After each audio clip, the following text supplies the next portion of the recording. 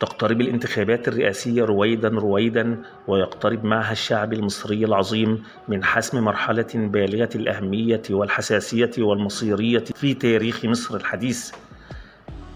فالانتخابات الرئاسية المقبلة تعد من أهم الانتخابات الرئاسية التي مرت على مصر منذ قيام ثورة 23 يوليو المجيدة وحتى يومنا هذا، وهي انتخابات بالغة الأهمية للأسباب الآتية. أولا، هي تأتي بعد 10 سنوات من تجربة فريدة جديدة من نوعها في الحكم، تجربة أتت بالكثير من الثمار الطيبة وأدت إلى تغيير حقيقي فعلي في الواقع المصري على كافة المستويات والأصعدة. ثانيا، إنها انتخابات رئاسية تأتي بعد 10 سنوات من قيام ثورة شعبية مجيدة، وهي ثورة 30 يونيو 2013، تلك الثورة العظيمة التي أيدتها القوات المسلحة المصرية الباسلة وانحازت إلى الشعب المصري انحيازا كاملا.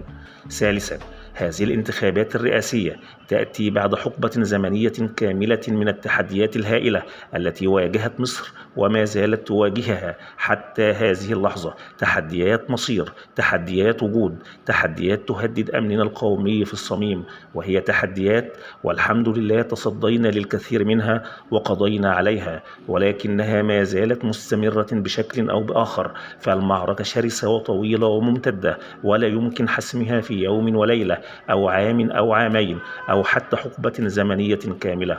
ومع النجاحات المصرية المتتالية في مختلف نواحي الحياة، تزداد عصبية وهمجية وعدوانية ووحشية القوى المعادية لمصر، وتحاول أن تشدد من ضغوطها على بلادنا بغية وقف انتصاراتنا ووقف أعمالنا الوطنية البارزة المستمرة في كافة المجالات.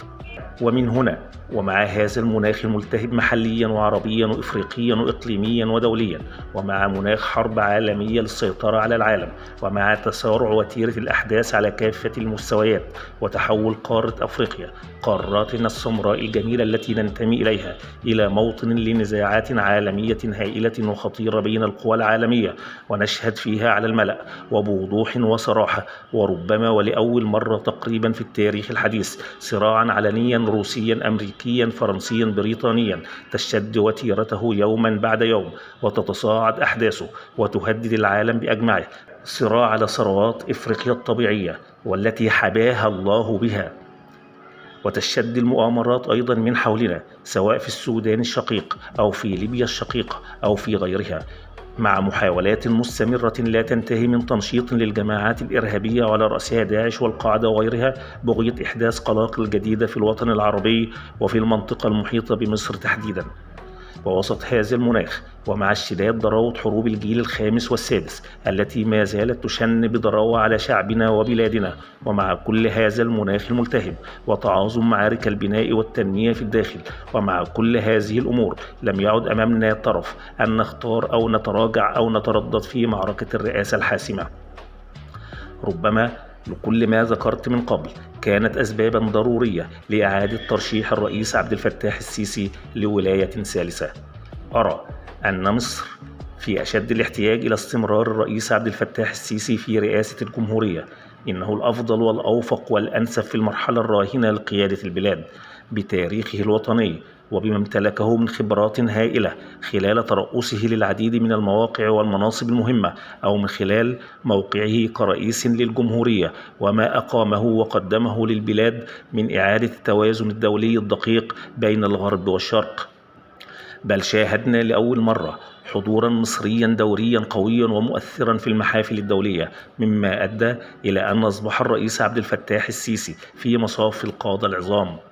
لعل لكل ما ذكرت من أسباب ومبررات، أرى من المصلحة الوطنية ضرورة ترشيح الرئيس عبد الفتاح السيسي لفترة ولاية ثالثة، بل ودفعه دفعا إليها، وأن نسعى جميعا إلى حدوث هذا الأمر مع فتح باب الانتخابات الرئاسية، والتي نأمل أن تكون فتحا لمرحلة جديدة تشهد مزيدا من الانتصارات والإيجابيات والأعمال والأفعال الجيدة. فبلادنا وشعبنا الطيب الصامد العظيم يستحق الكثير والكثير.